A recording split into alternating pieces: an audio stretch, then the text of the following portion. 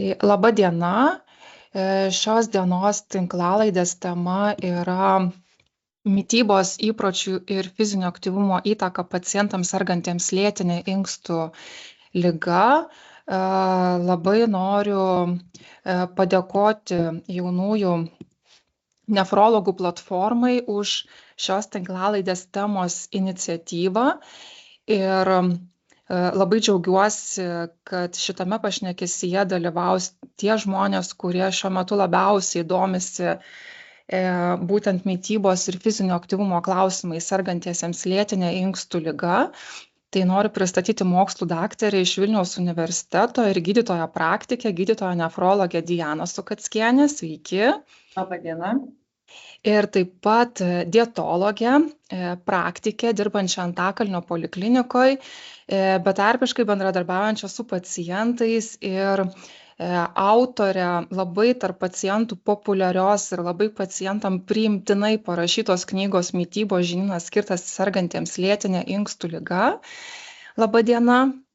Sveiki. Ir taip pat šiame pokalbį dalyvausiu ir aš, moderuosiu ir taip pat šiek tiek pasidalinsiu savo įžvalgomis.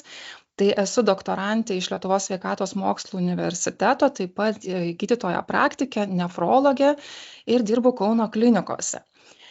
Kodėl šita tema buvo inicijuota, tai mitybos įpročiai ir fizinis aktyvumas jau yra įrodyta, kad betarpiškai dalyvauja lėtinių ligų vystymesi ir jų progresavime, tame tarpe ir sergantiesiems lėtinė inkstų liga.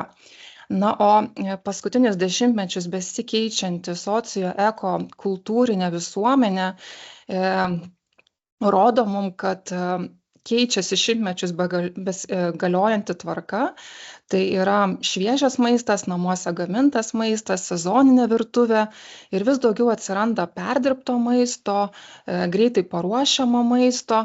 Na ir yra įrodyta, jog tai įtakoja tiek nutukimo riziką, tiek širdies ir kraujagyslių ligų riziką, taip pat onkologinių susirgimų dažnį didina, na ir aišku, šių ligų progresavime taip pat dalyvauja. Literatūros duomenimis net iki 25% atvejų skatina ir lėtinės inkstų ligos progresavimą. Neretai išgirdę pacientai lėtinės inkstų ligos diagnozę iš mūsų, išgirsta ribojimus. Ribokite kalį, ribokite natrį, fosforą, skysčius.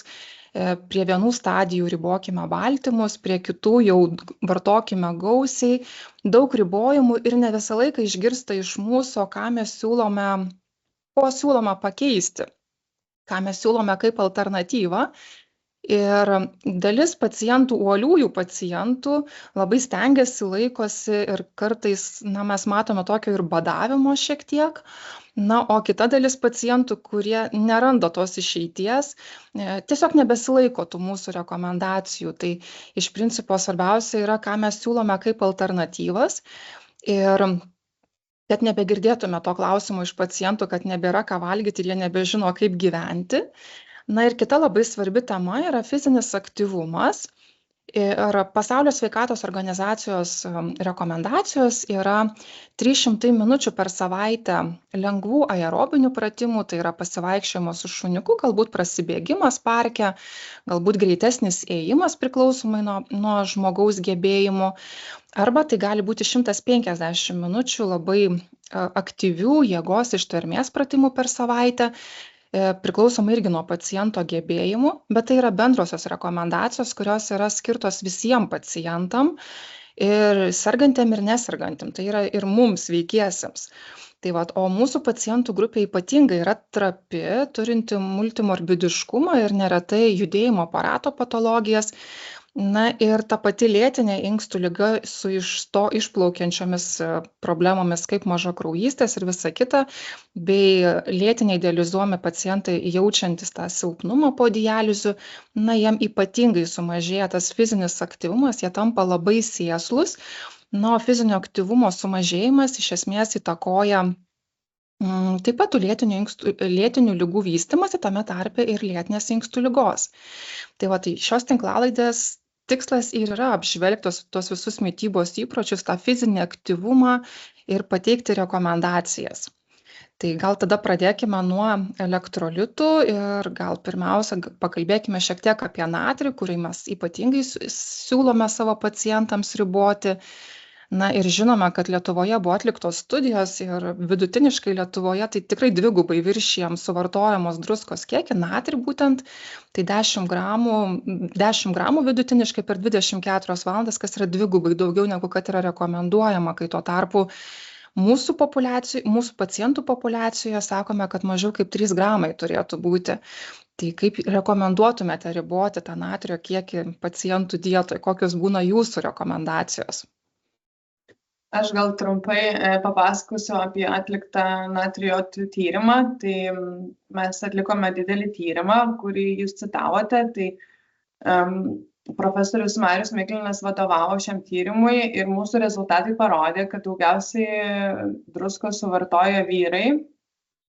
Ir taip mes viršėjom 2 kartus rekomenduojamą normą. Tai noriu priminti, kad mes tyrėme visiškai sveikus asmenis ir tyrėme netgi šaltinį, iš kur jie tos druskos daugiausiai suvartoja. Tai daugiausiai yra be abejo suvartota iš paruoštų jau pirktinių maisto produktų, iš apdirbtų maisto produktų. Vyrai visiškai neskaito etikečių ir nesidomi druskos kiekiu.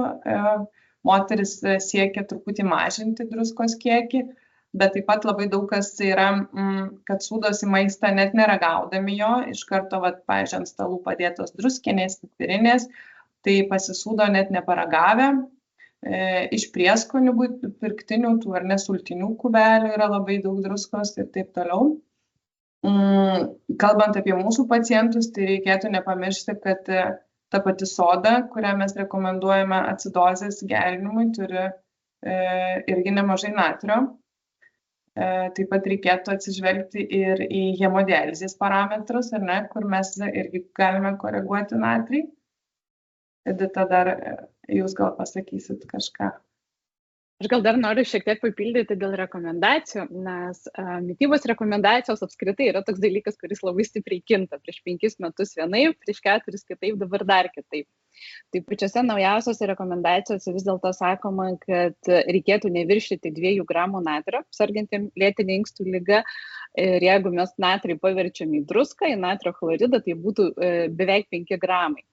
Ir tas ribojimas, kad mažiau 3 gramų druskos, vis dėlto naujausios rekomendacijos sako, kad neužtenka pakankamai įrodymų, kad būtent toks griežtesnis ribojimas druskos sergantiem lėtinė inkstų liga yra kažko pranašesnis ir reikia jo kitokio negu bendrai populiacijai. Tai vis dėlto dabar linkstama prie tų taip pat, kad ne daugiau 5 gramų druskos sergantiem ir lėtinė inkstų liga. Tačiau kaip bebūtų, kaip ir tyrimai ir Lietuvoje atlikti ir pasaulyje rodo, vis tiek druskos suvartojama 2 daugiau ir panašus tokie kaip statistiniai rinkimai, apklausų tyrimai prieš 10 metų Lietuvoje buvo daryti. Tai jų duomenimis tik tai 41% lietuvių maisto nesūdo papildomai pagaminto jau maisto, kuris jau gaminimo metu druska buvo įdėta. O net 7% tiesiog net neragavę į sūdą, tai tiesiog turi kažkokį, neparagavo, ar ten reikia ar nereikia, nežinau koks skonis, bet jau sūdo. Ir dar irgi šiek tiek, jeigu nuo tokios statistikos pradedant, tai yra paskaičiuota, kad jeigu pasaulyje visi žmonės laikytųsi druskos vartojimo rekomendacijų, tai yra suvartotų mažiau nei 5 gramus druskos, tai per metus būtų galima išvengti iki 2,5 milijono mirčių. Tai tokia labai ženkli įtaka perteklinio druskos vartojimo vis dėlto yra. Ir gal dar vienas toks praktinis, pacientai labai bijo mažinti druskos kiekį, sako, neskanu, čia dabar viskas bus prėska, be skonio, bet iš tiesų reikia žinoti tokį dalyką, kad nuo sūraus kaip ir saldaus maisto yra atprantama. Ir jeigu mes po truputėlį tą kiekį mažinam, ant mūsų liežuvio esantis skonio receptoriai, kurie reaguoja į ten ar sūrų, ar saldų maistą, jie tiesiog regeneruoja ir pradedam justi tikrąjį maisto skonį. Tai gal iš pradžių 1-2 dienas bus neskanu, 3-4 dieną, galų gale po savaitės tas maistas jis tikrai skanesnis jau atrodys. Tai lygiai tas pats, jeigu cukrų reikia mažinti, tai žmogui, kuris deda 2 šaukštelius cukraus į arbatą, jo visiškai atsisakyti bus labai sunku. Bet jeigu po pusę šaukštelio kas savaitę mažinsim, tai taip ir mėnesį ir nueisim į visiškai. Tai nuo druskos lygiai taip pat galima atprasti. O ką, Edita, rekomenduotumėt, gal galima kažko pakeisti, kažkaip, gal žolelėmis kažkokiomis, kad tas maistas būtų skanesnis, kad ne taip jaustųsi, kad bedruskis tas maistas būtų, gal kažkokios pakeitimas, pakaitalas galėtų būti, kuris sveikesnis būtų, skoniniam savybėm išsaugoti. Tai be abejo, maisto gamyboje ne tik druska ir pipirai gali būti naudojama, tai žolelių yra begalinė, tikrai įvairovė. Tai skonį maistui tikrai įvairių galima suteikti būtent žolelių, įvairių žolinių prieskonių pagalba, tuo labiau, kad įvairios žolelės, jeigu yra jos šviežios, galbūt ekologiškos, tai jos veikia kaip ir antioksidantai, o antioksidantų vartojimas sergantiem lėtine inkstų liga yra labai svarbu. Tai dar vienas toks irgi būtų dalykas, tai perkant kažkokius žolelių mišinius, prieskonius, vėlgi pasižiūrėti, ir jų sudėty nėra druskos, tas gal vadinsis kažkoks žolelių mišiniai žuviai, bet pusė jo sudarys druska, ir žmogus nepaskaitęs dar ir papildomai druskos įdės, ar ne, tai bus dvigubas druskinimas iš to noro žoleliam pakeisti. Gerai. Ar kažkokios tai žolelės yra, kad turėtų kažkokių daugiau tų antioksidacinių savybių ir daugiau tos naudos iš jų gautumėm? Ar yra kažkokios tai super žolelės? Iš tokių jau daugiau savybių turinčių naudingų, tai galima būtų paminėti raudonėlius, čiobrelius, kario prieskonius, tą patį imbierą, ciberžolę. Tai siūlom pacientam iš karto alternatyvos. Galbūt naujus skonius atrasti. Taip. Ne, tik tai krakai galbūt, ką lietuviai pratę vartoti. O ką apie kalį galėtumėm pakomentuoti? Kaip tiem pacientam atpažinti, kur daugiau to kalio yra, kokiuose produktuose, gal spalviškai, gal pagal dydį orientuotis tiem pacientam, kaip atpažinti, kad vengti, jeigu jiem yra ribojanti kalį dieta paskirta? Gal dar šiek tiek norėčiau truputį išsamiau apie tą ribojimą, nes vis dažniau tenka susidurti, kad ateina žmonės, kurių filtracija 30, netgi 40, bet paskaitę kažkur internete, kad kalį prie inkstų ligų reikia riboti, jau visiškai atsisako, nebevalgo vaisių, daržovių, tos pačius bananus ir kitus vaisius ir uogas atsisako, nors dar jiem net gal nežinau, gal 5, o gal 10 metų jiem iki to kalio ribojimo yra, tai vis dėlto dabar labai susiduriu su to pertekliniu kalio ribojimu. Ir reikia, pažiūrėkime į tos produktus, kas turi gamtoje kalį, ar ne? Tai yra daugybė vaisių, daržovių, sėklų, riešutų, tai yra produktai, kurie turi savo sudėtyje ir daug labai naudingų medžiagų, tai yra ir skaidulos, vitaminai, antioksidantai, fitochemikalai. Ir jeigu žmogus riboja kalį, sumažina šitų produktų vartojimą, tai jis negauna visos šitos naudos, o būtent šie augaliniai produktai, jie mažina tą pačią lėtinės inkstų ligos riziką, progresavimo riziką, jie saugo nuo širdies kraujagyslių ligų, ar ne, kas vėlgi labai glaustai susiję su lėtinė inkstų liga. Mažina cholesterolio kiekį, tai toks gaunasi kaip meškos paslauga per ankstyvas kalio ribojimas, kadangi tada taip galim netgi dar paskatinti pačios lėtinės inkstų ligos progresavimą. Aš dar čia norėčiau paantrinti irgi, kad nereikėtų remtis tuo, kad tik sumažėjo mažiau negu 30 ir jau visiems ribojam. Tai pirmiausia, reikėtų peržvelgti ir acidozę, gal pacientas turi, kas ne tai, kad apriboti vaisius, daržovės, kaip Edita minėjo, reikalingus dalykus mums, bet pradžią reikėtų pradėti nuo tokių dalykų, kad sukoreguoti metabolinę acidozę, peržiūrėti vaistus vartojamus, ar ne, AKF-us, sartanus galbūt reikėtų nutraukti ar sumažinti dozes. Ir ne visi pacientai turi tą polinkį į hiperkalemiją, reikėtų įsitikinti, ar tikrai pacientas turi tą polinkį vietoj to, kad tiesiog standartiškai nutraukti dėl to, kad tik tai sumažėjęs glomerulų filtracijos greitis. Iš tikrųjų, nes taip nutraukti vaisius ir daržovės vartoti, tai reikėtų pradžiai kitus žingsnelius ir paskui tik tai prieiti prie vaisių ir daržovių. Dar yra toks svarbus ir dažnai pražiūrimas simptomas, tiksliau gal ne simptomas, o veiksnys sukeliantis kalio padidėjimą, tai yra vidurių užkietėjimas. Jeigu yra vidurių užkietėjimas, žmogus kasdien nepasituština, gal ir 3 ar 4 dienas nenueina, tuomet labai suintensyvėja kalio absorbcija žarnyne ir kalis pradeda didėti. O jeigu riboja vaisius daržovės, sumažėja skaidulų vartojimas, tai vėl užkietėjimas galbūt stiprėja ir toks kaip užburtas ratas. Tai iš tiesų apie vidurių užkietėjimą tikrai reikėtų pacientų paklausti arba pacientam patiems pasisakyti, gydantiem gydytojam.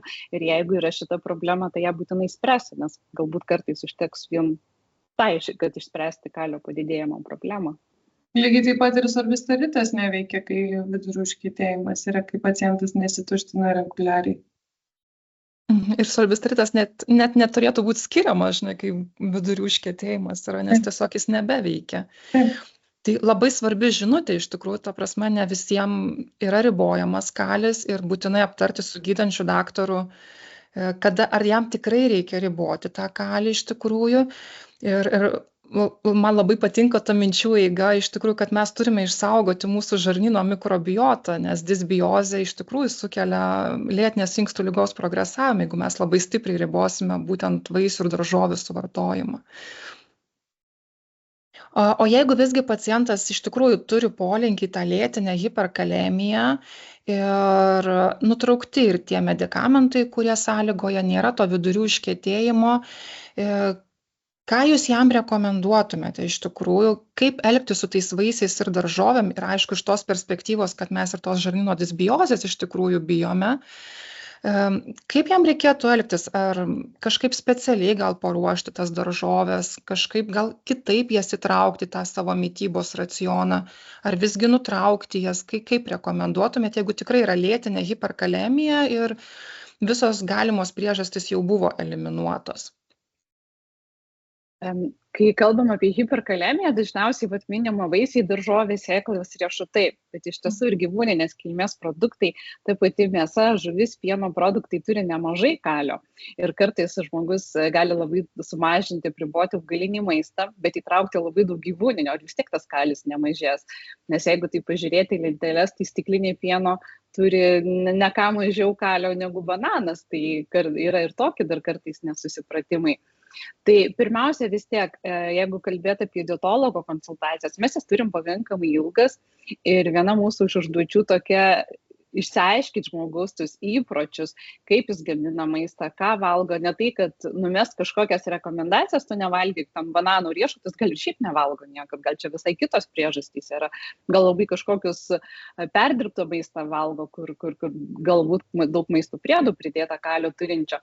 Tai viena iš dietologų ir yra tas svarbių užduočių tokių, kad išsiaiškinti, suprasti, kokie yra maitinimosi įpročiai paciento ir būtent pagal jo tą individualią situaciją galbūt atsekti įtariamuosius, ką jis galėtų pakeisti, ką jis padaryti, o tada jau ir aiškinamės.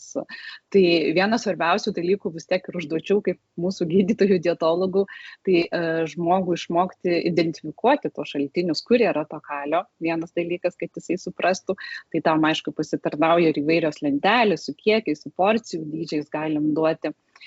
Kitas dalykas, tai jau išmokus galbūt pasirinkti tos mažiau kalio turinčius produktus.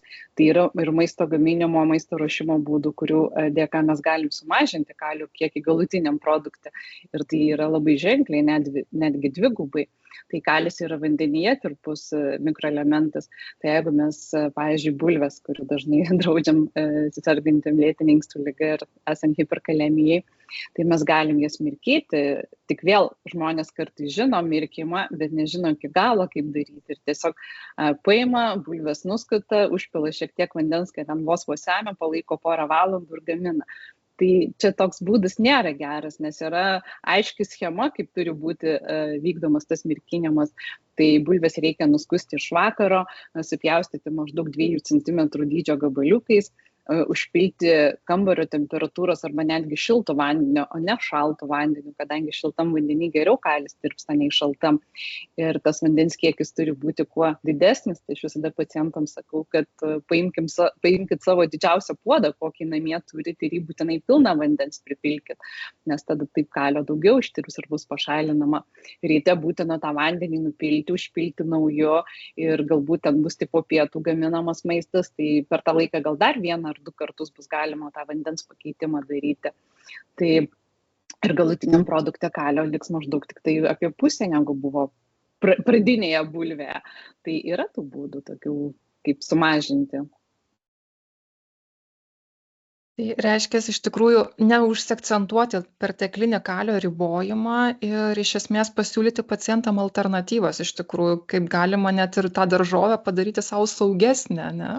Ir ne tik su bulve, aš suprantu, kad tą mes galim padaryti. Taip, mes tą galim padaryti su visom šakniniam daržovėm, kurias mes galim laikyti vandenį ir kurios neištiš. Tai ir burokėliai, ar ne, ir morkos, ir saldžiosios bulvės, tai jos kuo puikiausiai vandenį laiko. Be abejo, pomidoro jau vandenį supjaustę, tai nemirkysim, nes nelabai kas iš jo liks turbūt. Netinkamas, taip, tyrai liks. Tai tam netinkamas dalykas.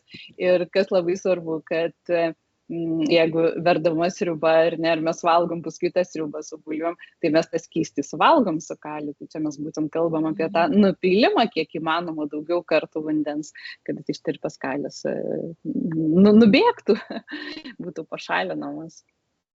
O kitas dar dalykas, tai labai svarbu ir pats porcijos dydis, nereikia suabsoliutinti, kad tau negalima valgyti riešutų, kas labai dažnai yra, ar ne, nes riešutai vėlgi yra toks produktas, kuris turi daug naudingų savybių, tai galima mokytis porcijos dydį, nes nėra taip, kad kalis, jeigu ribojamas, tai visiškai negalima vartoti kalio, ne, tai yra apie 2-3 gramai kalio per dieną ir jeigu tai paskirščius, tai yra rekomenduojama suvartoti apie 500-600 mg kalio pagrindinių valgymo metu ir maždaug 150-200 mg kalio užkandžių metu.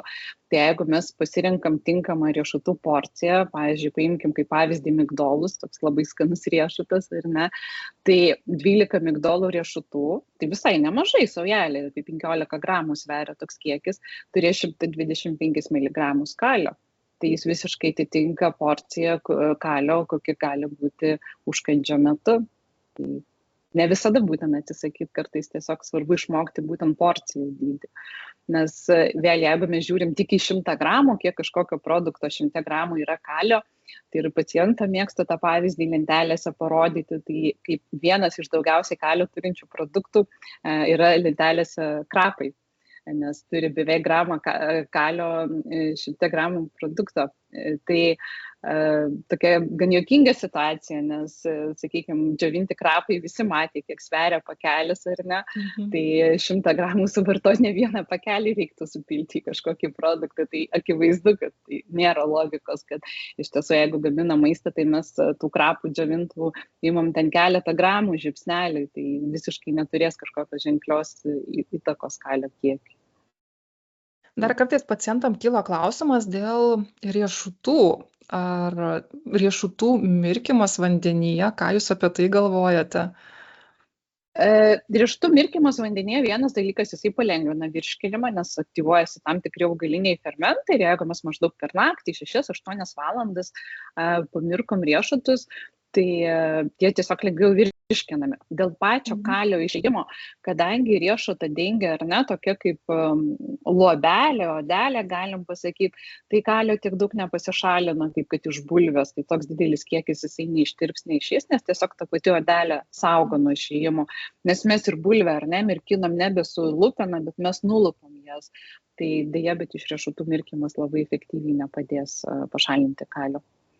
Supratau, tai pacientams sakysim, kad tik nebent virškinimui palengvint jūs galite mirkytis. Taip, bet tai irgi yra naudinga, nes taip dalį žmonių nevalgo riešutų dėl to, kad sako, aš suvalgau ir jaučiu kažkokį sunkumą, man skrandyje stovi, tai to žmogus pabandęs mirkytus riešutus valgyti dažniausiai jos puikiausiai suvirškins ir nebejaus tokių nemalonių simptomų. Supratau. Aš dar norėčiau papildyti irgi, kad, pavyzdžiui, kad vaisiai, ar ne, tai aš tai skatinu pacientus vartoti visą vaisių, ta prasme, nespaustas sultis, ar ne, nes daug geriau suvalgyk obuolį negu stiklinę sulčių išgerk, nes ten, kadangi ląstelė, ar ne, sutraiškyti yra, ten kalio yra daug, lygiai taip pat ir šviežus vaisiai uogos geriau negu džiovinti, kur yra edita, kur yra daug labai kalio. Tai aš dar norėjau irgi paklausti, bet ir man paklausė apie riešutus mirkymo, o džiovintų vaisių lygiai taip pat turbūt nėra naudos iš džiovinimo, kad kalis nepasišalina irgi turbūt, ar ne, iš džiovintų vaisių. Ne, nepasišalins, nes vėlgi tas stora odelė, ar ne, jinai saugo nuo to tirpimo vandenyje. Tai dar norėčiau pasakyti, kad to kalio labai yra daug ir maisto prieduose. Ir iš tų maisto priedų mes labai daug to kalio pasiemam. Tai pavyzdžiui, net ir Jungtinėse Amerikos valstijose buvo bandyta sumažinti druskos kiekį, bet tam, kad skonis išliktų geras ir žmonėms patrauklus, vietoj natrio jie pridėjo kalio priedų. Tai tas irgi labai yra svarbu, kad nebūtinai su sumažintų natriu, nebūtinai bus ir su mažu kaliu. Tai vat, tas etikečių skaitimas iš tikrųjų, manau, kad vis labiau turėtume mokytis etiketės skaityti. Gerai. Tai nebijokim to kalio, ribokim, kai tikrai labai reikia ir yra priemonių, kurios mums leidžia vis tiek valgyti praturtintą maistą, pilną daržovių, kad išlaikytume žarnyno balansą ir išvengtume tų lėtinių kraujagyslinių ligų, ne? Gal keliaukime prie fosforo. Kokiame maiste yra daugiausiai fosforo ir ypatingai vis plačiau yra kalbama apie tą paslėptą fosforą, tai yra tie visi perdirbti maistai, kur jo daugiausiai matote, kaip susiduriate ir kaip rekomenduojate savo pacientam, kad mažinti tą fosforą. Tai dėl fosforo rekomendacijos vėlgi gana stipriai pasikeitė per pastarį 10 metų. Jeigu seniau buvo rekomenduojama, kad vengti viso grūdo kruopų, kadangi jose, jeigu taip žiūrint vėlgi aklai lenteles, yra gerokai didesnis fosforo kiekis, tai būdavo rekomenduojama, kad valgyt baltus miltus, baltus ryžius, kad nevalgyt visų tų sveikų produktų ir ne viso grūdo kruopų dėl to, kad jose daugiau fosforo. Dabar viskas yra pasikeitę, kadangi nustatyta, jog fosforas yra labai skirtingai pasisavinamas. Ir iš skirtingų produktų tas pasisavinimas gali skirtis net iki 2 kartų. Tai iš augalinės kilmės produktų, kurie turi visą tą viso grūdo kruopą, sėleną, ar ne, jie yra neperdirbti, nešlifuoti, fosforo pasisavinimas yra pats prasčiausias, tik iki 50% pasisavina. Jeigu mes jau apšlifuojam kruopą, perdirbam, fosforo prieinamumas organizme gerokai padidėja. Ir čia dar, kalbant apie pasisavinimą, tai gyvūninės kilmės iš maisto ar ne, iš mėsos, sakykime, žuvies, tas pasisavinimo procentas jau yra didesnis, apie 70–80%, tačiau yra dar didesnis procentas, tai yra 100% yra pasisavinami maisto priedai. Ir šiuo metu fosforo turinčių maisto priedų vartojimas yra labai paplitęs ir yra net paskaičiuota Amerikoje, kad vien valgant perdirbtą maistą, kuriame yra įdėta fosforo turinčių priedų, galima surinkti visą dienos fosforo normą, tai yra apie 1 gramą. Net nevalgant jokio maisto, tiesiog skaičiuojant vien priedus. Tai svarbu atpažinti priedus. Dažniausiai, jeigu žiūrim žodžiais, nes maisto priedai būna nurodyti ar ne, tai lengva atpažinti iš tos šaknies fosfor arba fosfat. Tai bus, sakykime, kalcio fosfatas, kalcio trifosfatas, dikalcio fosfatas, fosforo rūgštis. Tai skaitant ingredientų sąrašą ir pamačius tokius žodžius, ir ypač jeigu jų ne vienas, gali būti ir 3 ir 4 fosforo turintys maisto priedai viename produkte, tai jau reikėtų labai taip suklusti ir pasvarstyti, ir man tikrai čia verta valgyti tokį produktą. Tai kuo natūralesnis maistas ir vyraujantis augalinis maistas, tuo mes mažiau to fosforo gausime, Edita, taip? Taip, kadangi, gal ir nepaminėjau, bet augalinėme maiste fosforas yra susijungęs su fitatais, kurių žmogaus fermentai neskaido. Ir jie tiesiog taip didelė dalis nesuskaidyta per organizmą praeina ir lieka neįsisavinti. Tai seniau labai buvo baimė didelė šitų produktų, dabar pasikeitė ir vis daugiau apie maisto priedus kalbam. Tai praktiškai kardinaliai apsivertė tos visos rekomendacijos, kas gerokai seniau buvo, ne? Taip. Ir dabar, kadangi vis daugiau kalbama vėlgi apie žarnyno mikrobiotą, kad mes turime maitinti ją skaidulom, tai jeigu seniau būdavo, kad valgyti baltus miltus, baltus džiūvėsėlius, kad mažiau fosforo gauti, tai dabar žinom, kad toks maistas yra nenaudingas žarnynui ir jau paliekama vis dėlto grįžtama prie to, kad kuo mažiau apdirbta valgyti viso grūdų kruopas ar ne sėklas, kad tokius kaip pirminio pavidalo produktus neapdorotus, kad tada ne tik mažiau fosforo gausim, bet ir daugiau kitų naudingų medžiagų, tai yra skaidulų. Ir vėl kalbam apie žarnyno mikrobiotos palaikymą, kas panašu, kad Tikrai labai taip. aktualu mūsų pacientam. Iš pacientų girdim iš tikrųjų apie tos gėrimus, aišku, tai iš esmės gal sveikos mitybos įpročiais kalbant nėra labai naudingi tie visi vaisvandeniai tuose buteliukuose. Tačiau iš pacientų girdime, kad jam atrodo, jog jeigu tie visi gėrimai yra stikliniuose buteliukuose, tai juose yra mažiau ten tų fosfatų, kaip konservanto, nei lyginant su plastikiniais buteliukais ar skardinėmis. Ką apie tai galvojate, Edita? Turbūt čia vienas iš tokių irgi mitų, kurių prie lėtinės inkstų ligos yra labai daug, tai sudėtis iš tiesų nesikeičia. Bet į ką žiūrėti, jeigu jau vis dėlto nori žmogus to limonado, gazuoto gėrimo, tikrai jau čia negalim mes viską uždrausti, tai spalvą žiūrėti. Nes, kad, sakykime, gazuotame gėrime yra daug fosforo rūgšties, kuri ypatingai gerai pasisavinama, tai dažniausiai nurodo tamsi gėrimo spalva. Tai čia kaip bebūtų, visus žymusis gėrimus Coca-Cola, ar ne, tai turi ypatingai daug fosforo rūgšties. O tie gėrimai, kurie yra bespalviai ar kažkokios labai tokios šviesios, gelsvos spalvos, jie fosforo turinčių priedų dažniausiai neturės. Tai labiau nestiklinis buteliukas ar plastikinis žiūrėti, bet kokia jau to gėrimo spalva. Geriau, kad jinai būtų vandens spalvos, ar dar geriau vanduo. Taip, geriau vanduo mūsų pacientam. Aišku. Gal keliaukime prie kitos labai aktualios temos, iš tikrųjų, tai yra apskritai mitybos rekomendacijų, nežinau, ar čia tinkamas ta žodis dieta, nes vis labiau jisai yra kritikuojamas. Ir apie tos pačius baltymus iš tikrųjų labai svarbu pašnekėti su mūsų ligoniais. Gal pradėkime nuo to, kad ankstyvosios lėtinės inkstų ligos stadijos, imtinai ten iki 3 stadijos, arba tai 1-2 daugiau, ką rekomenduotumėt pacientam? Jie turi tą inkstų pažeidimą, bet inkstų funkcija yra gera arba beveik gera. Ką rekomenduotumėt jiems, gal kažkokius tai mitybos planus, kažkokius tai mitybos rekomendacijas, tos dietos, nežinau, ar teisingas tas žodis, ar kažkurios yra palankesnės, priimtinesnės, padėsiančios labiau išvengti tos lėtinės inkstų ligos išsivystymo, progresavimo, tos populiariosios DASH viduržemio jūros dieta. Ką jūs apie tai galvojate? Ar jas rekomenduojate savo pacientam?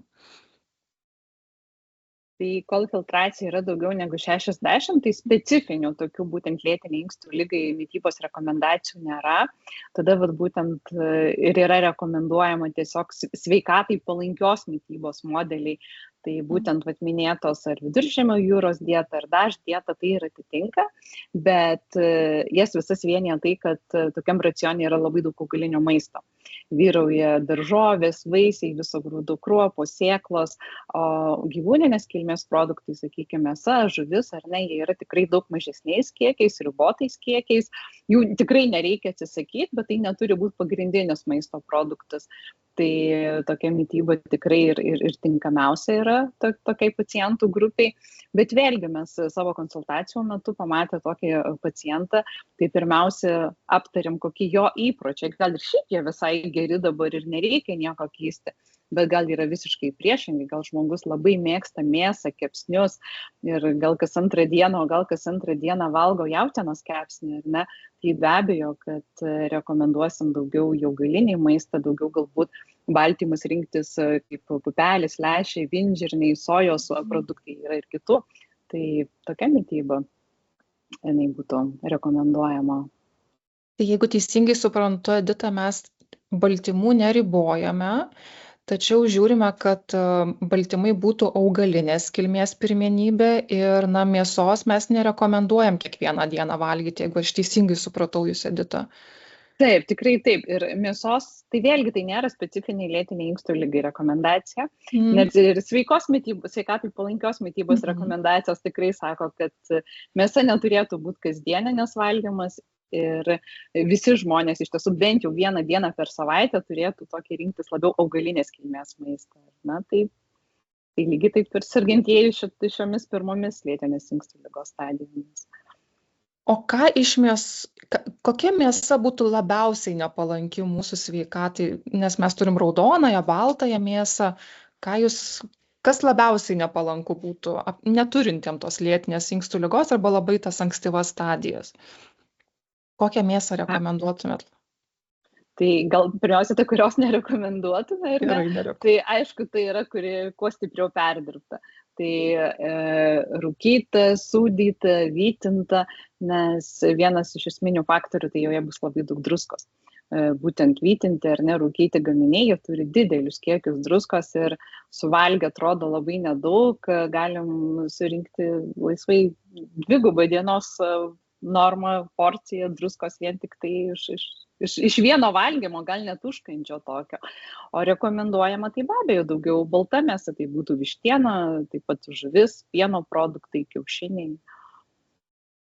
Dar yra daryti ir tyrimai, kurie rodo, kad netgi tos šalys, tie žmonės, kurie linkę per visą gyvenimo eigą valgyti labai daug baltymų, tai yra daugiau negu 1,3 gramai kilogramai kūno svorio nuolat ilgą laiką, jie vyresniame amžiuje turi didesnę lėtinės inkstų ligos riziką. Tai visgi siūlome labiau rinktis augalinį baltymą, jeigu tai yra galima, ir mažiau tos mėsos vartota, ne? Taip, mažiau, bet tikrai neatsisakyti. Ir rinktis baltą mėsą, aš suprantu iš jūsų, Edita, ne raudono, baltą mėsą. Tikrai taip. Nes balta mėsa, jeigu taip paprastai sakant, jinai vis dėlto mažiau apkrauna inkstus. Raudona mėsa, kuomet jinai suvirškinama, išsiskiria daug azotinių medžiagų. Ir būtent tos azotinės medžiagos jos ir apkrauna inkstus, sukelia hiperfiltraciją ir taip gali skatinti lėtinės inkstų ligos blogėjimą. Na, kaip nefrologė, tai ir acidozė biški skatina tos mėsos vartojimą. Taip. O ką apie patį fizinį aktyvumą iš tikrųjų?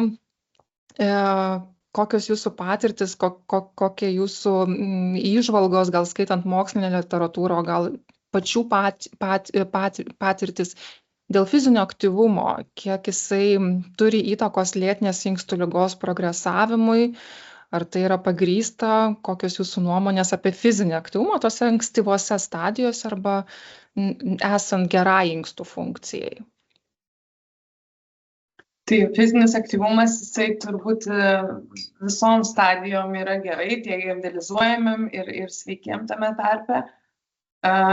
Tik tai, kad turbūt jo intensyvumas kažkiek skiriasi, bet kalbant apie pradinės stadijas, tai rekomenduojamas fizinis aktyvumas ir jisai gali pagerinti inkstų veiklą dėl to, kad ir svorio kontrolė įvyksta, ir hipertenzijos kontrolė geresnė, ir glikemijos kontrolė, kad jisai ne tiek, kiek tiesiogiai veikia glomerulų filtracijos greitį ar kretininą, kiek padeda kitų rizikos veiksnių gerinimui, o tų rizikos veiksnių pagerinimas sulėtina lėtinės inkstų ligos progresavimą. Šiaip moksliniai tyrimai labai yra tokie kontroversiški iš tikrųjų, bet visi sutarė, kad greičiausiai fizinis aktyvumas daugiausiai turi naudos pradinėse stadijose, bet gali padėti ir jau pažengus lėtiniai inkstų ligai. Iš tikrųjų yra daug įvairių ten tų studijų, tokių kontroversiškų, bet tarsi vieni rodo geresnį efektyvumą, kiti mažesnį efektyvumą, bet tų studijų vis daugėja ir panašu iš tikrųjų, kad turim rekomenduoti ir bent jau tai, kas yra pagal PSO, tas minimalus normatyvas, kas turi būti atlikta, tos 300 minučių aerobinių pratimų ar 150 minučių tų jėgos ištvermės pratimų, turėtų būti įvykdytas tas normatyvas. Čia visiems ir mums taip pat. Ir jeigu mes dar ir viršijam tą fizinį aktyvumą, netgi geresni rezultatai būna. Įvairių šaltinių duomenimis, tačiau kai kur radau, kad tie, kurie turi tą fizinį aktyvumą, išlaiko bent tą normatyvą, čia tokia Maastrichto studija buvo, tai jų glomerulų filtracijos greitis, taip 2,3 ir daugiau jie palaiko aukštesnį tą glomerulų filtracijos greitį, kas yra palanku, tuo tarpu tie sėslūs pacientai, jiems mažėja po 0,7 ml per minutę per metus. Tai tų studijų yra įvairių ir tarsi vienur didesnį efektyvumą, kitur mažesnį, tačiau tarsi naudos fragmentas tarsi ir yra. Mes turime rekomenduoti, įskaitant ir dializuojamus ligonius. Pilnai pritariu, Diana, taip, mes jau ten GFG sulėtėjimo arba albuminūrijos mažėjimo, nebe mūsų čia jau tikslas, bet tų visų kitų veiksnių kardiovaskulinės sistemos atsako norime išlaikyti transplantabilumą, iš tikrųjų nežinau, ar teisingas ta žodis, tą trapumo išvengimą, jeigu norim išvengti šitų dalykų, tai turim taikyti tą fizinį aktyvumą iš tikrųjų, ne? Manau, kad visi sutarėm, kad reikia išlaikyti tą fizinį aktyvumą. Taip, labai svarbu. Ir pavyzdžiui, kas yra, ko labiausiai bijo pacientai, kiek aš girdėjus, tai yra kretininas. Pradės sportuoti, pradės didėti kretininas, kadangi jie puikiai žino, kad tai yra iš raumenų ar ne kilęs matmuo ir viskas. Ir jie bijo jau judėti, bijo auginti raumenis, nes žino, kad didės kretininas tiek iki dializių, tiek po transplantacijos. Tai va čia yra tas mitas, iš tikrųjų, kurį mes turime neigti. Turim labai griežtai neigti, nes mes jeigu padarysim endogeninį kreatinino klirensą, tai tas GFG bus toks pats, tiesiog daugiau ir išskirs to kreatinino, kuris išsiskirs iš tų raumenų iš tikrųjų. Tai turim nuraminti šito vietoj pacientus, kad jie nepataptų sėslus iš tikrųjų. O jeigu kalbėti apie tolimesnės lėtinės inkstų ligos stadijas, čia jau ir ta 3, ir 3B, ir 4, ir 5, jau tos sunkios lėtinės inkstų ligos stadijos, kokie čia tie mitybos modeliai? Ačiū, Edita, už gražų žodį, mitybos modeliai, nes dieta toks jau labai archaiškas pavadinimas. Ką čia rekomenduotume iš tikrųjų? Ir čia jau apie tuos baltymus gal šiek tiek labiau reikėtų su pacientais kalbėti iš tikrųjų dėl to ribojimo, neribojimo. Kaip jūs, Edita, ką jau tada rekomenduot, kai yra jau sunkios tos stadijos lėtinės inkstų ligos dėl baltymų ribojimo? Pirmiausia, žiūrim jau individualius tyrimus, nes vienam kalis jau galbūt kyla, tada ribojam, jei neribojam. Dažnai kyla šlapimo rūgštis ar ne, hiperurikemija dažnai nustatoma. Tai vėlgi čia jau yra specifinės rekomendacijos, kad daug purinų turinčių maisto produktų privengti. Bet taip, daugiausiai diskusijų ir neiškumų tai be abejo yra apie baltymų ribojimą, kuris vėlgi labai stipriai tyrinėjamos kelių pastarųjų metų laikotarpiu ir tos rekomendacijos iš tiesų vėlgi pasikeitė, spėjau, per 4 metus. Tai jeigu prieš 4 metus išleistose nacionalinio JAF inkstų fondo ir mitybos ir dietetikos akademijos rekomendacijose buvo rekomenduojama, kad baltymus gana griežtai riboti, tai yra 0,55–0,6 gramo kilogramų kūno svorio, taip jau visiems, bet jeigu yra galimybės ir jeigu šalyje yra specifiniai papildai, tai yra būtinosios amino rūgštys arba keto rūgščių analogai, tai baltymų suvartojimą mažinti dar griežčiau iki 0,28 ir 0,43 gramo kilogramui kūno svorio. Iš tiesų, jeigu skaičiuojame maistą, tai yra be galo sudėtinga, tai yra labai griežti ribojimai, jau čia nekalbu apie tai, kad praktiškai mėsos ir gyvulinės kilmės produktų negali žmogus valgyti, bet pakankamai sudėtinga, nes mes baltymus gauname ir iš kruopų, ir netgi tose pačiose daržovėse, tai čia visas suminės efektas skaičiuojamas,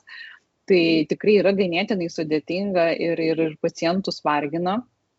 Ir, sakykime, kai kuriuose šalyse, Italijoje labai plačiai šitai toks ribojimas griežtas baltymų buvo taikomas, tai jie turi netgi specialių produktų daug išleistų, tai yra ir duonos įvairios, kepiniai, bandelės, saldumynai, būtent su sumažintų baltymų kiekiu, jie yra tokie kaip jau pacientų linijai skirta, tai tą tokį ribojimą griežtai yra lengviau padaryti.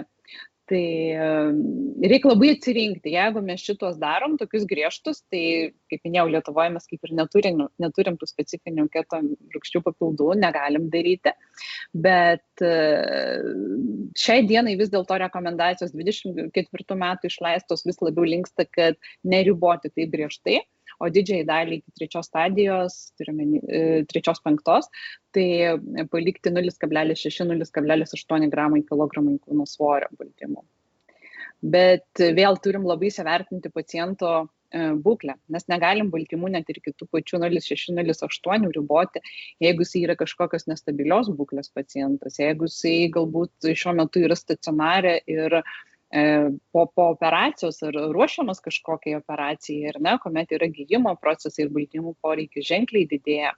Labai reikia įsivertinti senyvo amžiaus pacientus, ypač daugiau kaip 70 metų, nes ir dėl sarkopenijos, mitybos nepakankamumo rizikos, tai papildomi kažkokie ribojimai kartais gali atnešti daugiau ir žalos negu naudos. Galėtinę inkstų ligą ir sulėtinsim, bet ar negausim mitybos nepakankamumą ar kažkokius kitas komplikacijas. Tai čia reikia labai taip ir pasverti ir įsivertinti ir pačio paciento nusiteikimą galiai vertinti. Ar jis nusiteikia skaičiuoti gramus, kiek ko suvalgo, svertis ar ne, nes tikrai ne kiekvienas pacientas darys tą, tai ir nereikia versti, nes galbūt jam tai tiesiog gyvenimo kokybė labai pablogins. Tai čia daug tikrai tokių veiksnių yra apsvarstyti, bet baltymų toks užakcentuojant, tai šiai dienai būtų 0,6-0,8 gramai kilogramų kūno svorio. Šiek tiek daugiau, jau tai yra apie 0,8 ne mažiau, sergantiems cukriniu diabetu, kadangi didesnis baltymų kiekis racione sergantiesiems cukriniu diabetu leidžia palaikyti stabilesnę glikemiją. O stabili glikemija tai vėlgi yra toks veiksnys, kuris lėtina lėtinės inkstų ligos progresavimą, ar ne? Kuo jinai bus nestabilesnė, kuo daugiau hiperglikemijų, tuo kraujagyslių pažaida ir tuo pačiu metu inkstų pažeidimas bus didesnis. Supratau, ačiū. Apie fizinį aktyvumą iš tikrųjų ir toliau rekomenduojam, Diana, ne, tą fizinį aktyvumą ir bent jau tą minimalų PSO normatyvą. Ir rekomenduojame įvairius pratimus ir jėgos ištvermės, ir aerobinius pratimus.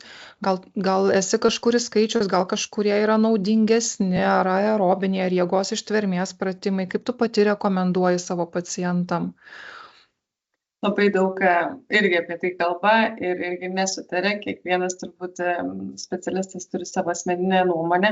Aš tai sakau vis laik savo pacientam, kad iš pradžių tai reikia pasirinkti pagal savo būklę ir savo pajėgumą. Ne? Viską reikia daryti pagal savo galimybės ir nereikia pradėti nuo labai didelio krūvio, bent jau iš vis pradėkite, o paskui palengva didinkite. Tai tie, kas visai jokio fizinio aktyvumo neturi, tai aišku vaikščiojimas, tie patys 10 000 žingsnelių, saugiai ir kad surinkti. Tie, kas jau truputį yra aktyvesni, tai jiem rekomenduojama tas pasivaikščiojimas, dviračių važiavimas ir aišku dar pridėti jėgos treniruotis. Iš tikrųjų viskas labai priklauso, kad tas fizinis krūvis būtų parinktas specifiškai pagal žmogaus fizinį pajėgumą, nes negali visi tokio paties fizinio krūvio tiesiog patempti. Ir pasirinkti, aišku, pagal tai, ar ne, jeigu ten žmogus turi suformuotą arterioveninę fistulę, tai jisai neis daryti prisitraukimų, ar ne, atsispaudimų, ar kilnoti sunkumų, ar ne, bet jis gali važiuoti dviračiu, plaukti gali, ne, tai ir ar su peritoninės dializės kateteriu, ne, tai yra tam tikri apribojimai, dar priklauso nuo to ir nuo dializės rūšies, ar nuo tos, kuriai dializai ruošiasi ir taip toliau. Tai kiekvienas iš tikrųjų turėtų pasirinkti pagal save ir kas patinka, aišku, dar. Individualizuojam ir tiek ties baltymų paskirimų, kiek pacientui rekomenduojam, individualizuojam. O Edita, dar norėjau paklausti, 0,6-0,8 gramo kilogramui, kai yra 3-5 stadija, bet minėjot, jeigu, pavyzdžiui, ūmi būklė, net nežinau, kokia nors operacija, pavyzdžiui, ne, tai po operacinių laikotarpių, sakėte, ir daugiau tų baltymų mes turėtume skirti dėl tos hiperkatabolinės būklės, aš suprantu, ne, Edita?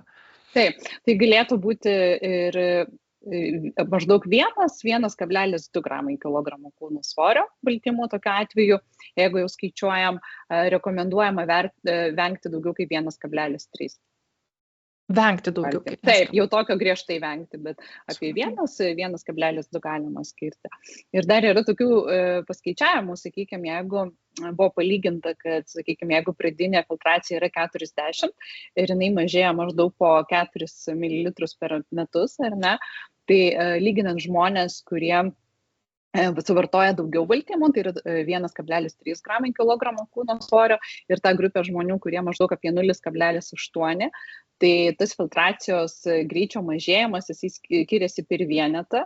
Tai toks paskaičiavimas galutinės yra, kad žmonės, kurie suvartoja mažiau baltymų, dializės pasieks per 11 metų, o tie, kur suvartoja daugiau, kai 1,3 gramo kilogramai kūno svorio, dializės nuo 40 filtracijos pradinio greičio pasieks maždaug per 8 metus.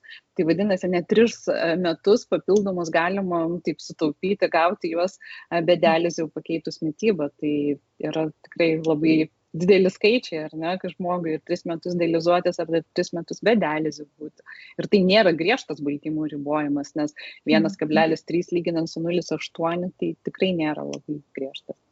Aš turiu dabar pacientę irgi, kuri 4 metus kiekvieną dieną žino, kiek gramų baltymų suvalgė ir visiškai stabilus kretininas, absoliučiai, bet jinai viską labai skaičiuoja, kiek. Bet tas ir sunku būna pacientui pertikti kartais, kaip reikia suskaičiuoti iš tikrųjų. Tai turbūt Edita čia pas dietologus jau reikia ir nesiųsti, kad pamokytų, kaip skaičiuoti.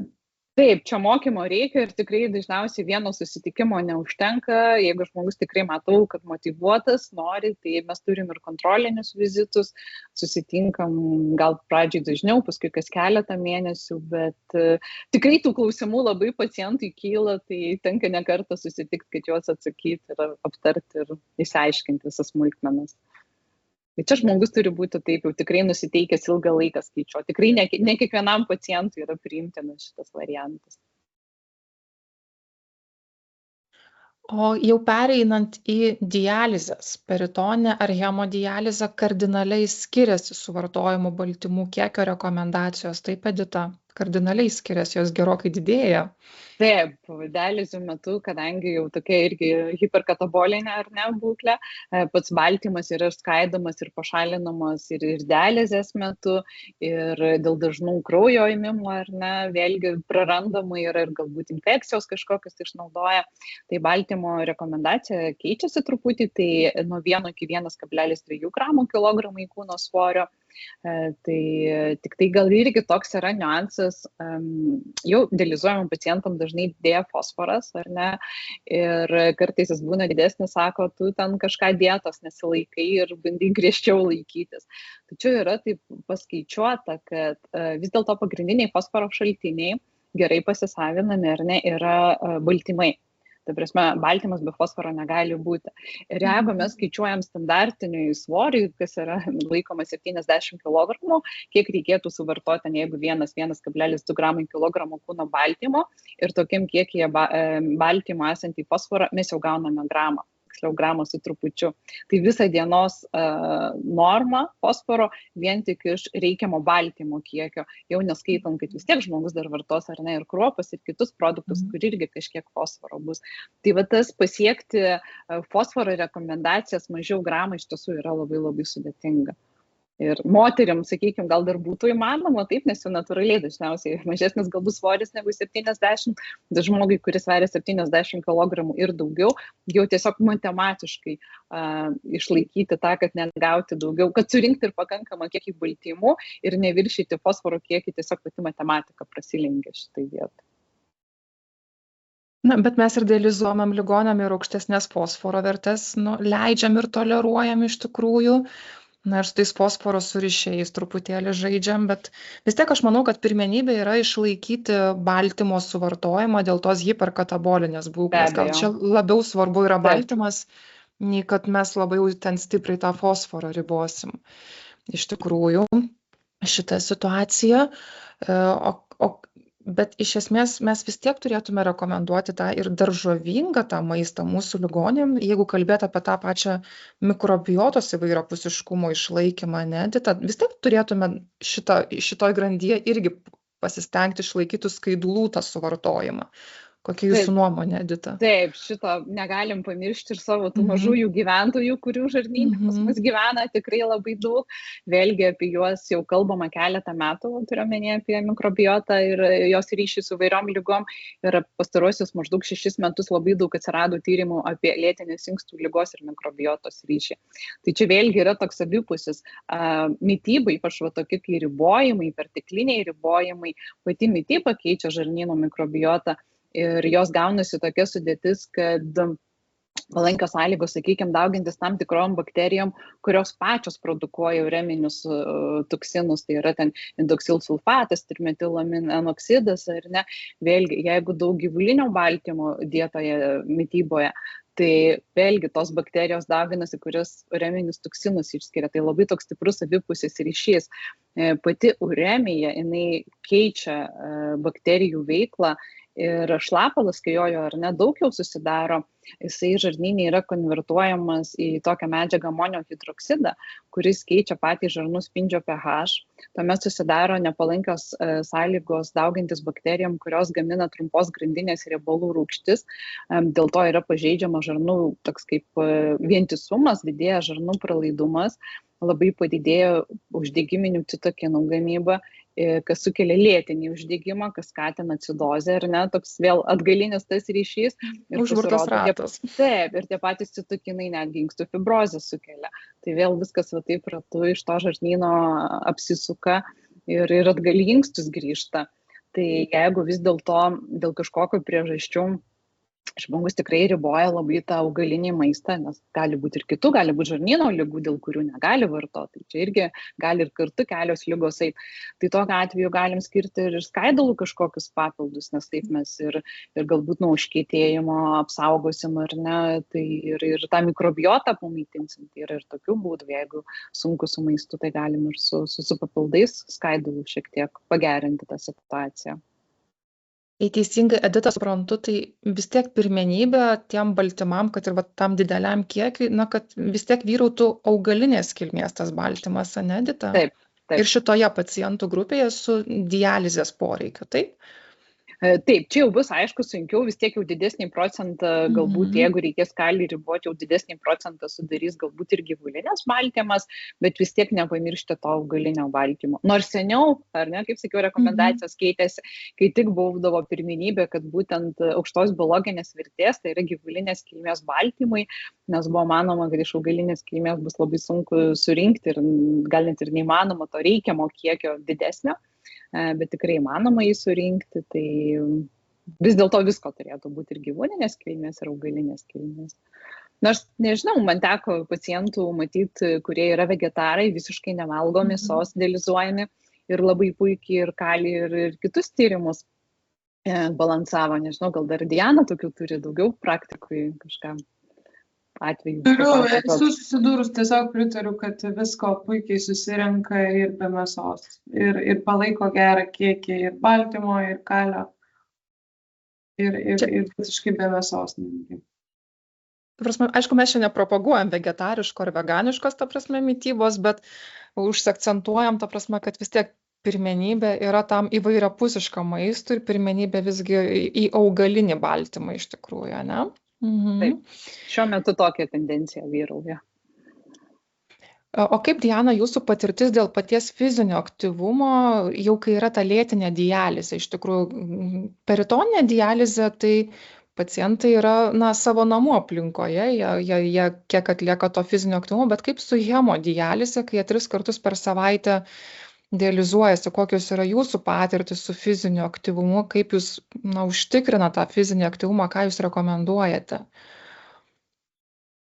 Šiaip, aišku, yra centrai, kurie gali leisti savo kaip tokią paslaugą prieinamą kaip fizinis aktyvumas, fiziniai pratimai dializės metu, tiek užsieny, tiek Lietuvoje. Man neteko dirbti tokiam centre, kur yra tai atliekama, bet kiek teko domėtis atliktomis studijomis, viena iš jų yra pedal studija, kur buvo minamas dviratis pirmą valandą dializės ir buvo prižiūrimi pacientai reabilitologo.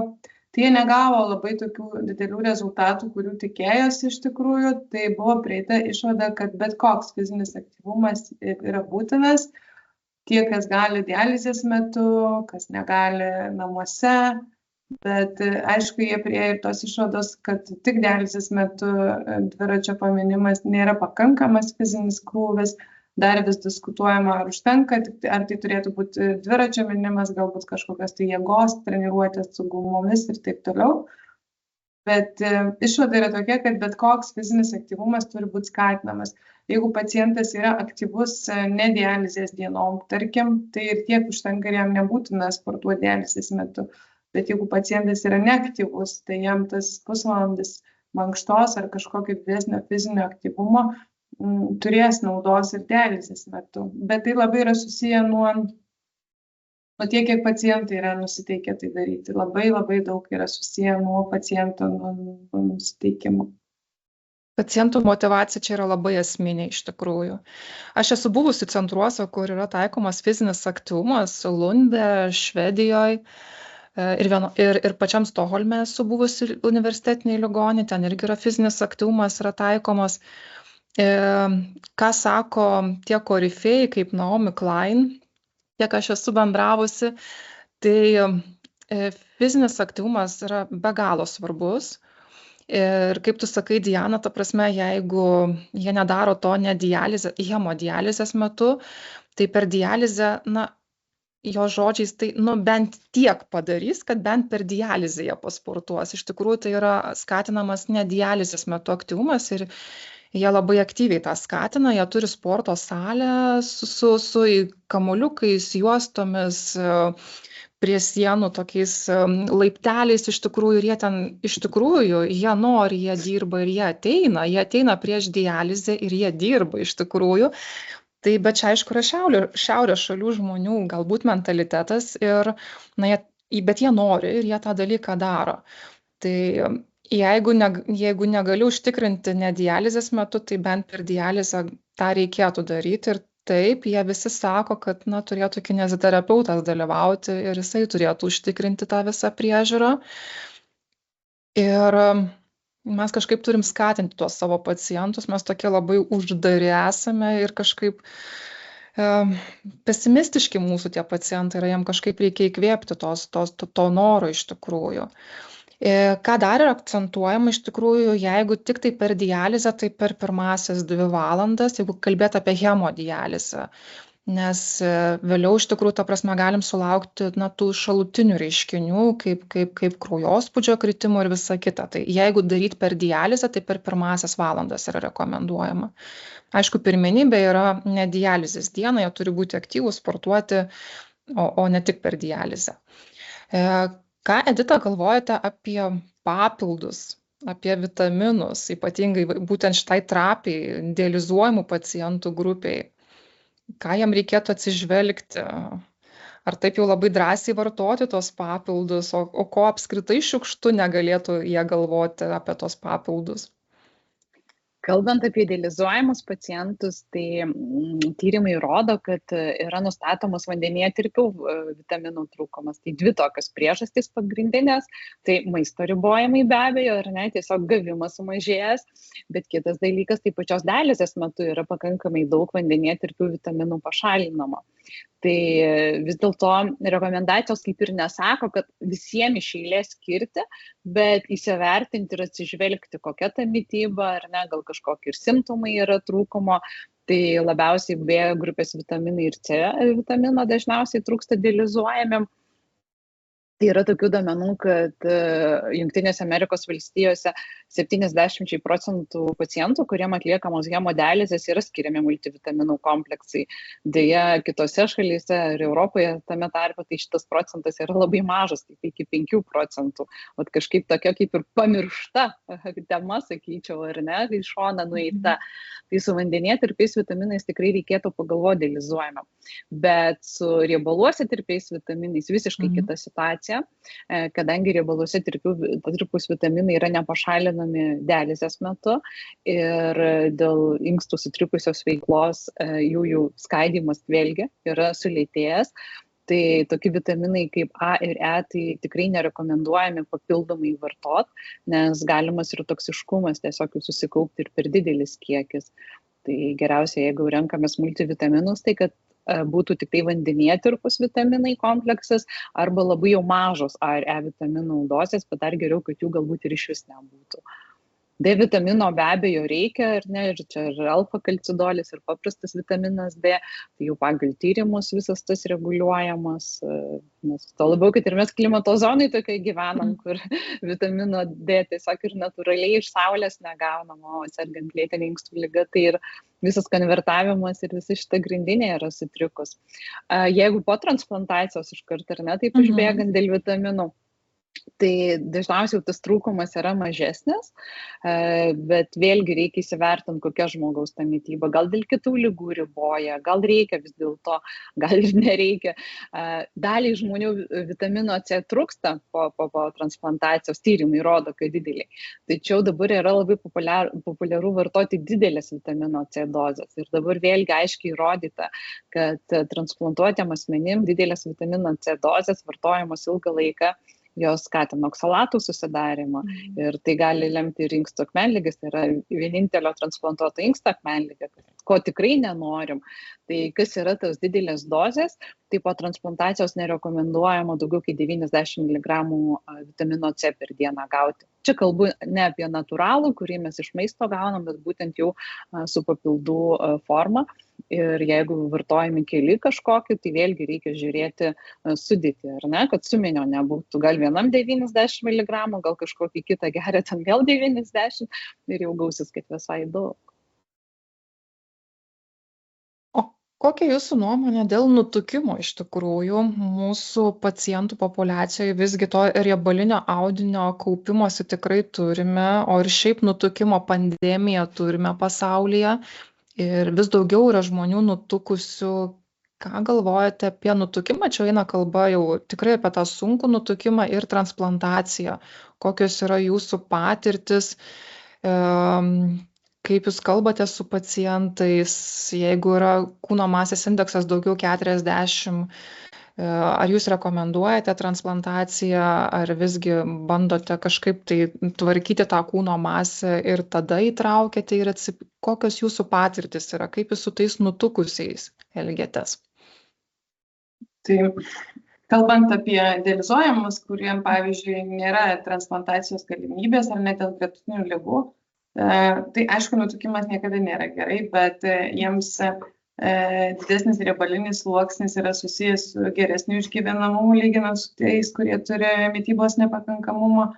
Bet jeigu jau kalbam apie transplantaciją, tai kūno masės indeksas, kaip žinia, mūsų pacientam nėra pats tiksliausias matavimas, ar ne? Tai labai svarbi ir pati kūno sandara, kūno sudėtis, kaip yra išsidėstęs riebalinis sluoksnis ir taip toliau. Bet vienareikšmiškai mes visą laiką siunčiame dietologo konsultacijai dėl svorio mažinimo, fizinis aktyvumas yra būtinas, neskubime iš tikrųjų įtraukti pacientų, karts nuo karto susitinkam tiesiog kaip sekasi tas svorį tvarkyti, nes iš tikrųjų pasekmės yra, komplikacijų dažnis yra ženkliai didesnės, ar ne, transplantuojant pacientų sergančius nutukimu. Ir mūsų centre, tai jau kai KMI daugiau negu 35, tai tuomet jau vertiname labai individualiai iš tikrųjų. Tai, nes tikrai tas komplikacijų dažnis ir žaizdų gydymas yra sudėtingas, pati operacija yra ženkliai sudėtingesnė. Kitų užsienio centrų praktika yra šiek tiek kitokia, ar ne, nes kai kurie operuoja ir kai yra daugiau negu 45, teko dabar girdėti, kad vienu metu atlieka ir inkstų transplantaciją ir bariatrinė chirurgija svorio mažinimui tuo pačiu metu. Bet jau čia yra centrai Jungtinėse Amerikos valstijose, kurie turi labai didelę patirtį, jie transplantuoja naudodami robotinę chirurgiją tam, kad kuo mažesnės būtų žaizdos ir kad būtų kuo geresnis žaizdų gydymas. Jie būtent žmonės, pacientų sergančius nutukimu transplantuoja robotinę chirurgiją. Tai aš manau, kad nutukimas neturi būti absoliuti kontraindikacija transplantacijai, bet santykinė tai tikrai. Ir aišku, dietologas, fizinis aktyvumas, reabilitologas, bariatrinė chirurgija taip pat galėtų būti vienas iš sprendimo būdų. Jei teisingai suprantu, Diana, tai daugiau 35, jūs turite aprašą tokią, ne, daugiau 35 kūno masės indeksas, tai jūs tarsi nukreipiate dietologui, toks kaip ir, kad kiek įmanoma sumažintų tą savo kūno masę. Teisingai suprantu, ne, Diana? Taip, daugiau negu 35 yra santykinė kontraindikacija ir Lietuvoje. Tai mes gal netgi nukreipiame ir nebūtinai, kai yra 35 ir dar truputį mažiau, ar ne, kad jau reikėtų tikrai to svorio nebeauginti, kad jį reiktų juo rūpintis ir prisižiūrėti ir jau ruoštis transplantacijai.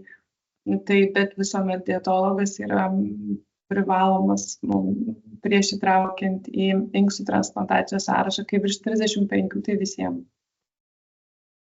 Ir jie keliauja konsultuotis ir pas Editą, aš suprantu, mūsų šitie ligoninė. Ateina ir pas mane, taip. Kiekvieną mėnesį eina, prisiduoda, kaip sekasi. Taip.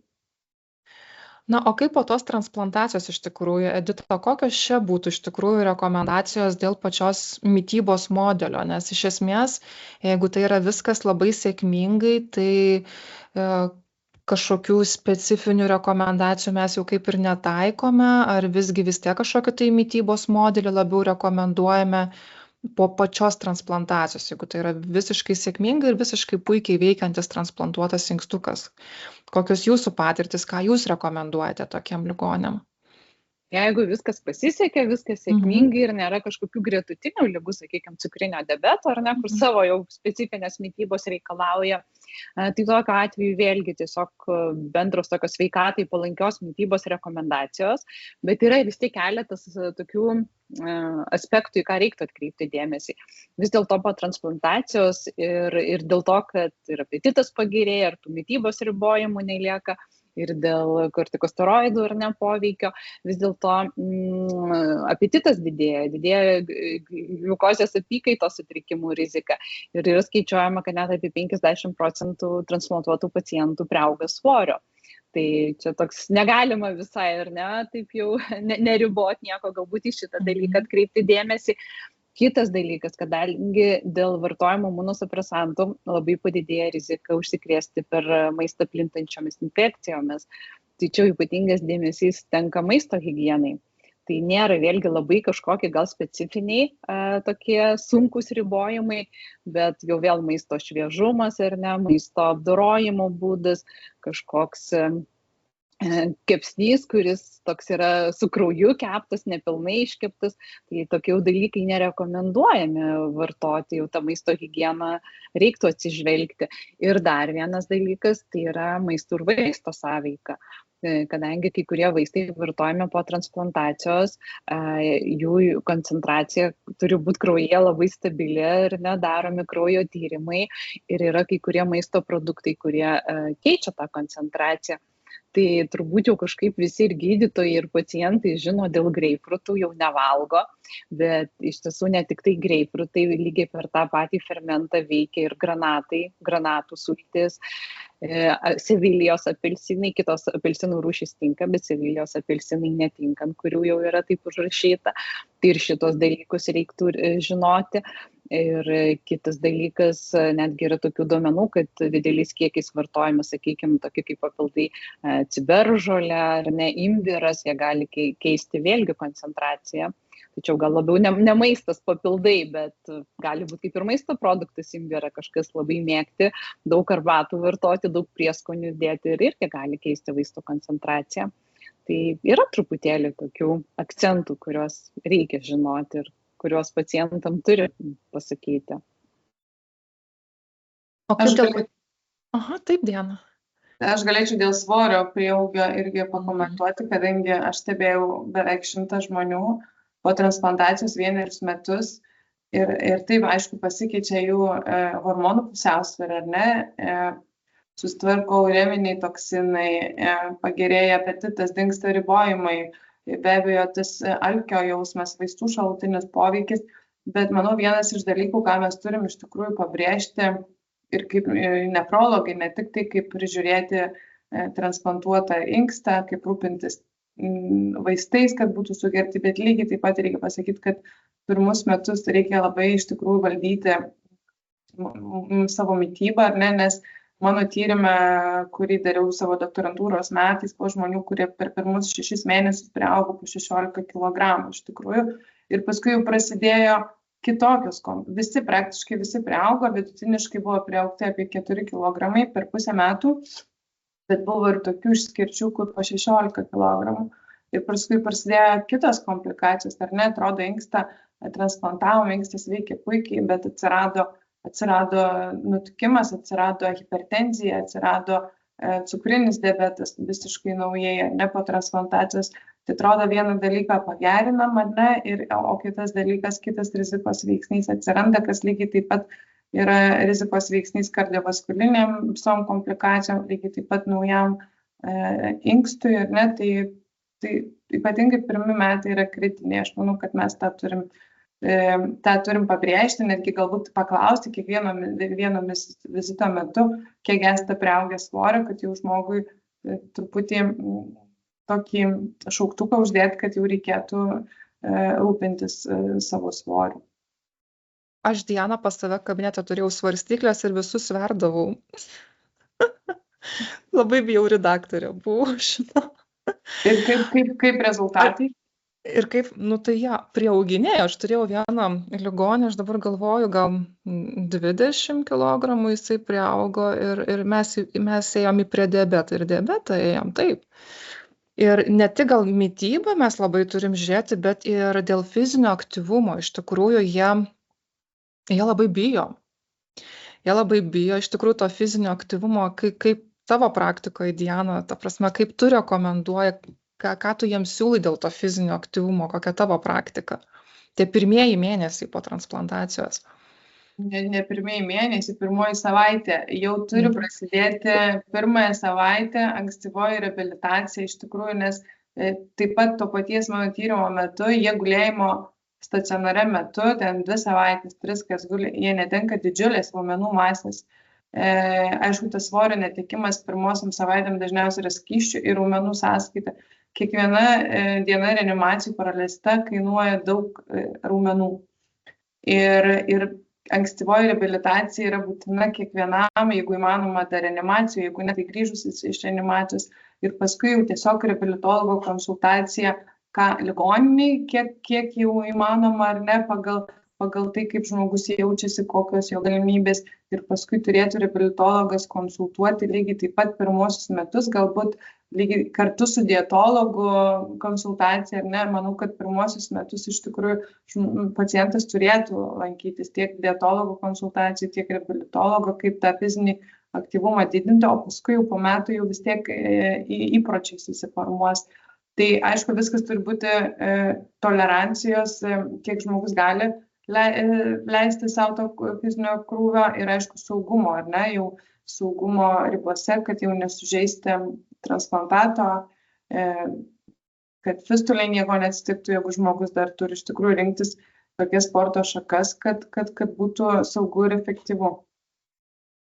Nes jie paprasčiausiai net ant dviračio bijo atsisėsti, iš tikrųjų, ta prasme, nes jie bijo, kad jie pakenks transplantatui, bet iš esmės, jeigu tai fiziniai pratimai, kurie neįtraukia pilvo sienos raumenų, tai reikia naikinti šitą baimę, iš tikrųjų, kad jie labai sportuotų. Taip, pirmą savaitę iš karto yra kviečiami reabilitologai ir pas mus Kauno klinikose, kad jos iš karto mūsų urologai, kai tik tai įeina į palatą, kai grąžina iš reanimacijos, po poros, po 2, liepia iš karto atsistoti ir vaikščioti su ta lašelinė aplink palatą, žinai. Bet tai yra teisingas požiūris, taip reikia daryti, ta prasme, kad nes po to ta baimė, jinai tik tai auga ir nereikia leisti užaugti tiem baubam iš tikrųjų, ta prasme, ir jie turi labai būti aktyvus. Taip, saugumo ribose, tai taip, neįtraukti pilvo sienos, bet praeina 6 mėnesiai ir jie jau pilvo sienos raumenys pilnai drąsiai gali traukti, aptarus su urologu, ta prasme, jie sako, ar tos 3 ar 6 mėnesius neįtraukinėti pilvo sienos raumenų, bent jau mūsų urologai taip sako. O vėliau tai jie turi pilnai viską, visas grupės įtraukti fizinio aktyvumo metu. Raumenų grupės turiu omenyje.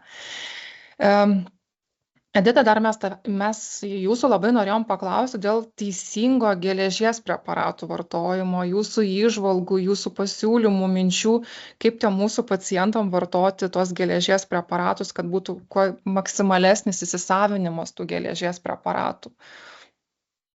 Taip, sergantiem lėtine inkstų liga tikrai dažnai tenka ir nenaudoti, jeigu nepadeda, tai tenka ir lašinti, ir intraveninę.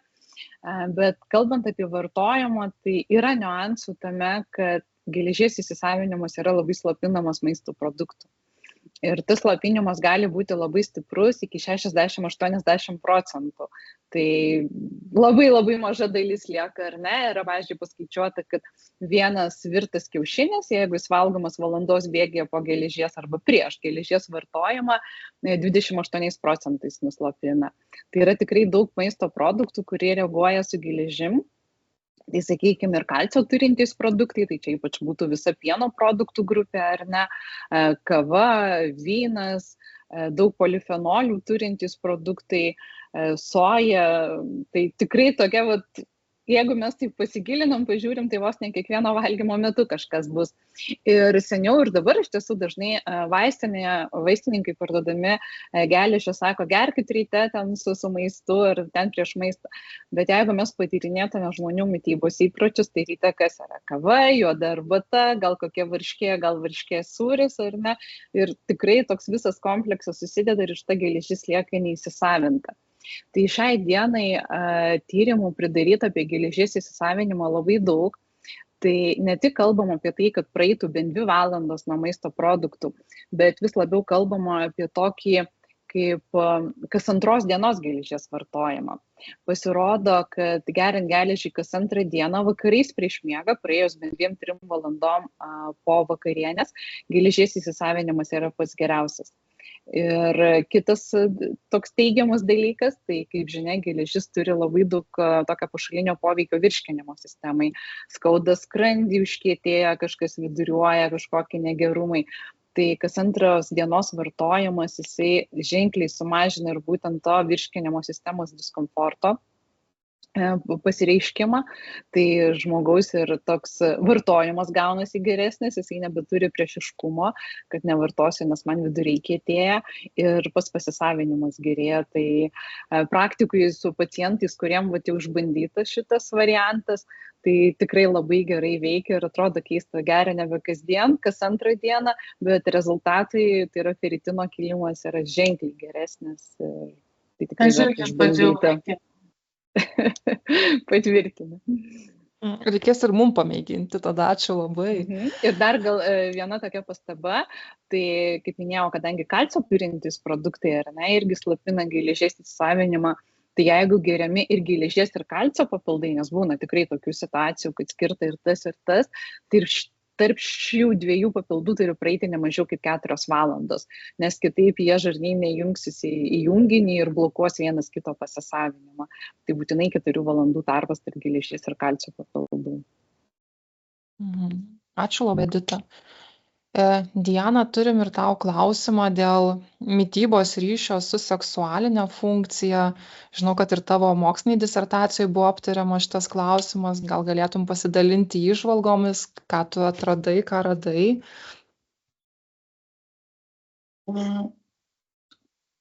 Pačios mitybos būklės sąsaja, jinai literatūriškai yra ir moksliškai patvirtinta. Ypatingai, kuo žmogus turi didesnę raumenų masę, tuo jisai daugiau pasitikė savim ir ta seksualinė funkcija tų pacientų yra geresnė.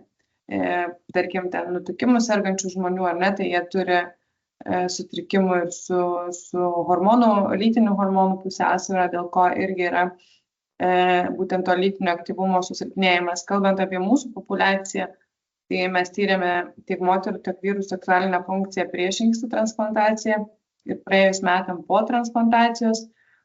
Tai būtent mano tyrimo rezultatai parodė, kad pacientai, kurie turėjo raumenų didesnę masę po transplantacijos, jų seksualinis potraukis buvo didesnis negu tų, kurių buvo raumenų masė maža. Tai netgi šitoj vietoj iš tikrųjų, kalbant apie gyvenimo kokybę, nes seksualinė funkcija yra svarbi mūsų gyvenimo kokybės dalis, tai tiek čia ir ta pati raumenų masė ir fizinis aktyvumas turi didelių pliusų. Taigi išlaikykim tą raumenyną mūsų, kuris čia labai svarbu šitoje vietoje. Tai ir užtikrinta visavertė mityba ir fizinis aktyvumas mums ir padės tą dalyką padaryti iš tikrųjų, Diana? Ir šitoj srity taip. Taip. Gal tokie apibendrinantis klausimai, tokie truputėlį, kadangi yra labai gražių švenčių laukimo laikotarpis.